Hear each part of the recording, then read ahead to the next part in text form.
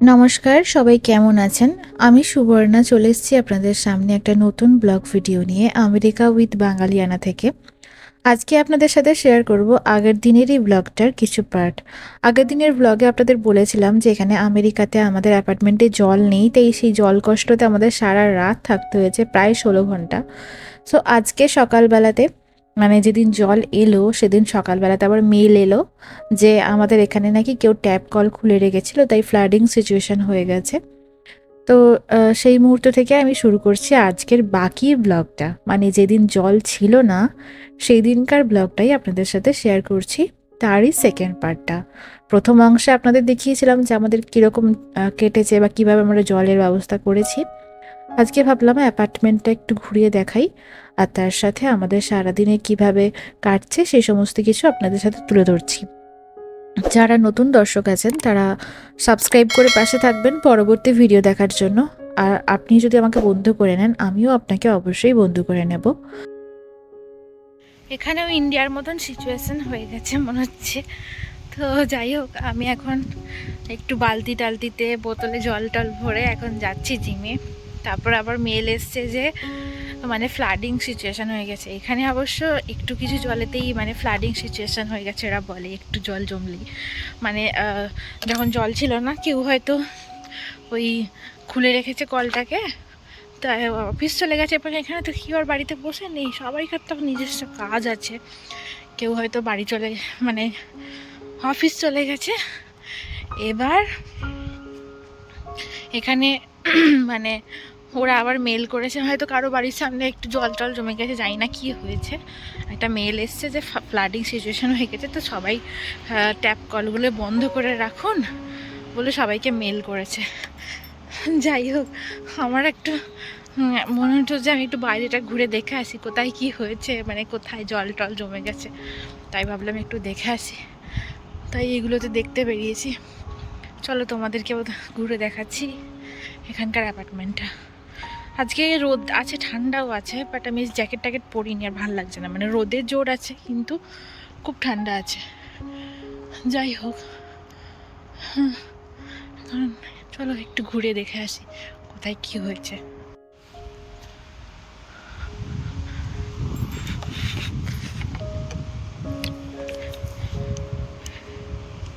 এই দেখো, আজকেও একটা পিৎজা পেয়েছে, নিয়ে পালিয়ে গেছে। যখন এখানে প্রথম আসি সেদিন রাতে মানে আমরা রাতের বেলায় ঢুকেছিলাম, তার পরের দিন থেকে মনে হচ্ছিলো যে আমি কোথায় চলে এসেছি, বাড়ির সামনেই কি আমি দার্জিলিংয়ে চলে এসেছি। এত বড় বড় পাইন গাছ দেখে আমার সেটাই মনে হয়েছিল।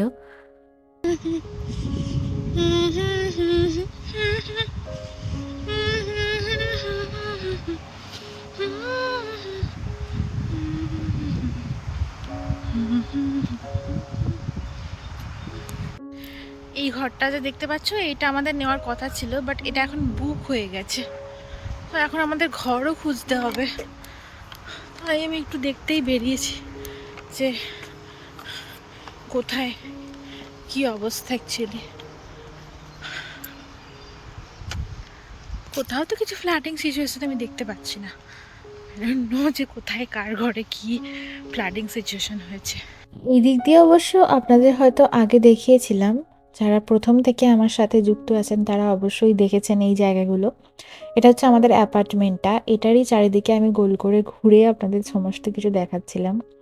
ওই যে দূরে দেখা যাচ্ছে গাছগুলোর মাঝে পুলটা, ওই সুইমিং পুলটা হচ্ছে আমাদের মানে এই অ্যাপার্টমেন্টে যারা থাকে তারা এটা অ্যাক্সেস করতে পারে, আর ওটাতেও যেতে পারে, দুটোতেই যাওয়া যেতে পারে। যেখানে আমি জিমে যাই সেখানে। তো এখানে আমরা আগে নামতাম, এখনও ঠান্ডা আছে বলে যাইনি, ঠিকঠাকভাবে গরম পড়লে যাব। এখন আমি চলে গেলাম জিমে।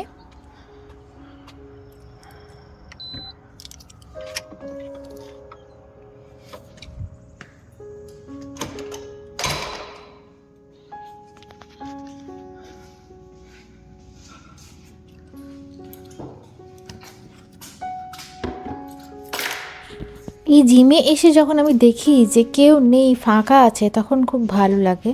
আর যেদিন কেউ থাকে আমার একদম ভাল লাগে না কারোর সামনে জিম করতে। মানে আমি এখানে জিম করার পাশাপাশি আমার ডান্সটাও প্র্যাকটিস করি।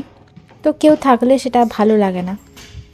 পরিবেশনটা সবার সামনে করা যায়, বাট প্র্যাকটিসটা আমার মনে হয় যে একটু আলাদা, একটু প্রাইভেসি চাই আমার। তো যাই হোক, আজকে বেশি কিছু করব না, তাড়াতাড়ি বাড়ি চলে যাব। ওই জন্য আমি এখন প্রথমে গিয়েই মেশিনটাকে স্যানিটাইজ করে নিচ্ছিলাম। এটা আমাদের এখানে রুলসের মধ্যেই লেখা আছে যে ব্যায়াম মানে কোনো মেশিন ইউজ করার পর সেটাকে স্যানিটাইজ করে তারপরে বাড়ি যেতে হবে। আমি শুরু করার আগেও করিনি, কারণ এখানে দেখেছি অনেকেই করে নেয়, তাই। তো আমি এখন এখানে একটু কিছুক্ষণের জন্য হাঁটছিলাম।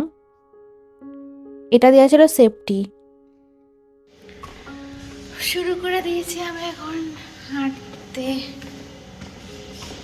বেশ ভালোই রোদ উঠেছে দেখলাম বাইরে, একদম রোদ ঝলমলে আকাশ ছিল। আর অনেকে দেখছি এখন রোদ পোয়ানোর জন্য এখানে আসছিল সুইমিং পুলের ধারে, তারপরে স্নান টান করে বাড়ি যাচ্ছে। বাট এখানে একা নামা যায় না বলে আমি আর নামিনি। তো এখানে মাত্র 100 ক্যালোরি আমি আজকে ঝরিয়েছি।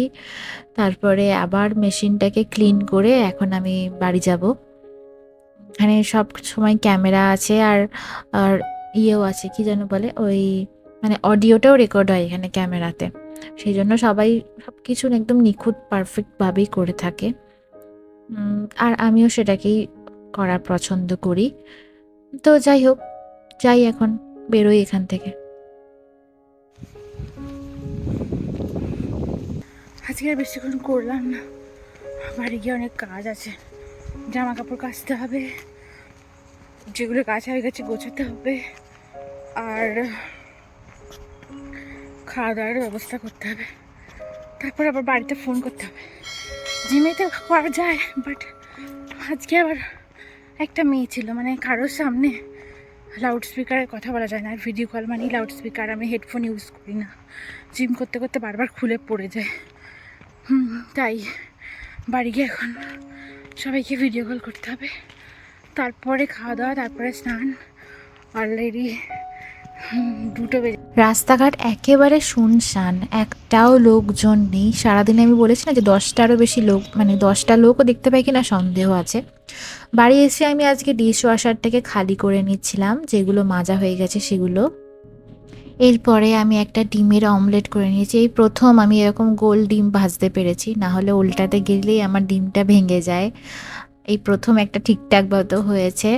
আর ছিল, আগের দিন করেছিলাম পোঙ্গাল, তো ওই পোঙ্গালটা খেতে আমার ভালো লাগে, একা থাকলে আর কি বানাবো, তাই ওই খেয়ে নিয়েছি। দিয়ে এখন বাসন টাসন সব ধুয়ে রেখে দিয়েছি। এবার আসি জামা প্যান্ট যেগুলো কাচতে দিয়েছিলাম সেগুলো, এই যে ডান লেখা আছে, মানে এগুলো হয়ে গেছে।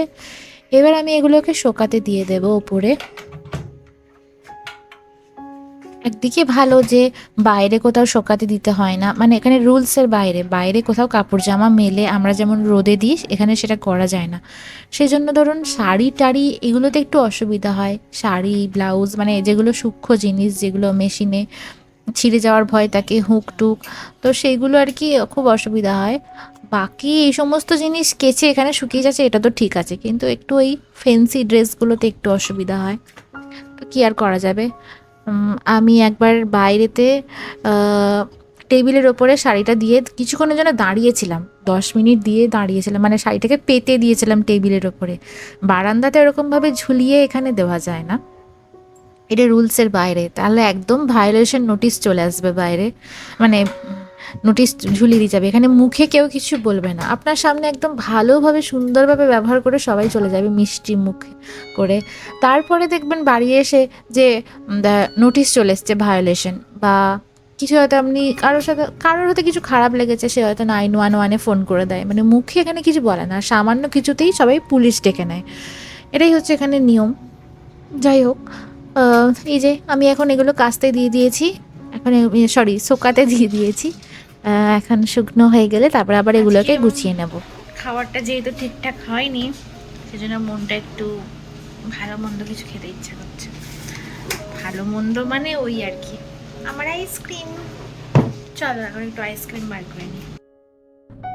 আইসক্রিম খাওয়া ডেলি ডেলি ভালো না জানি, বাট এখানে আমার মনে হয় যেন আমি একটু অন্তত খাই ভাত খাওয়ার পর।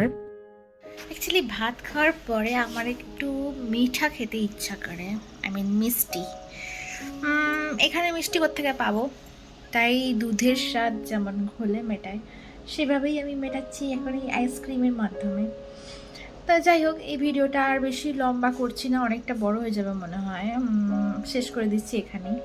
যদি দেখি যে অনেক বড় হয়নি তাহলে আবার পরে কিছু অ্যাড করবো। ওকে, এই অবধি যারা দেখেছো তাদেরকে অসংখ্য ধন্যবাদ জানাই। প্লিজ প্লিজ প্লিজ আমার চ্যানেলটা সাবস্ক্রাইব করে দিও তুমি যদি আমার চ্যানেলে নতুন হয়ে থাকো। দেখা হচ্ছে খুব তাড়াতাড়ি পরের কোনো ভিডিওতে। ততক্ষণ অবধি সবাই খুব ভালো থেকো, সুস্থ থেকো, সাবধানে থেকো। আর বলা যায় না কখন কোথায় কি জল চলে যায়, তোমরাও এভাবে জলের জন্য অ্যাটলিস্ট 1 বালতি 2 বালতি জল ভরে রেখো। মানে কি বলবো, মানে নিজের সুরক্ষা নিজের কাছে, তো আগে থেকে সেফটি মানে আগে থেকে প্রিকশন নিয়ে নেওয়াই ভালো আর কি। তো যাই হোক, আমার এটা হয়নি, আমি জানি যেখানে আমেরিকার মতন জায়গায় কখনো জল যায়নি, তাই আমি আগে থেকে প্রিপেয়ার হয়ে থাকিনি। ইনফ্যাক্ট বরফ যখন পড়েছিল সেই সময়ও কিন্তু আমাদের এখানে এতটা প্রবলেম হয়নি, মানে ওখানে জলের সমস্যাই হয়নি। তখন বলেছিল যে বাথটাব ভর্তি করে রাখুন, খাওয়ার জন্য যথেষ্ট জল রেয়ার রাখুন, মানে যখন বরফ পড়েছিল এখানে। কিন্তু তখন কোনো সমস্যাই হয়নি, তখন কারেন্টও যায়নি, জলও একদম ঠিকঠাক। বলেছিল যে জল জমে যাবে পাইপে, তাই জন্য একটু পাইপ খুলে রাখতে, কিন্তু সে তখন কিচ্ছু হয়নি। এই প্রথম এরকম হলো। খুব গুরুতর একটা সমস্যা হয়েছিল হয়তো কিছু একটা, এখানে যখন ঘুরছিল আমি দেখলাম। তো আগে থেকে ওই জন্য মেল করেনি। বিকেল 5টা থেকে জল চলে গেছে, 5:30টার সময় মেল করে বলছে যে এরকম হয়েছে, জল চলে গেছে, তো কখন ঠিক হবে আমরা কিছু জানি না, এইভাবে একটা মেল করে দিয়েছিল। তারপরে তো এই অবস্থা, একদম পরের দিন সকাল 10:30, 10:40 বেজে গেছিলো তখন জল এলো। ভাবো একবার কি অবস্থা। তো যাই হোক, আমি এখানেই শেষ করছি। সবাই ভালো থেকো, সুস্থ থেকো, টাটা।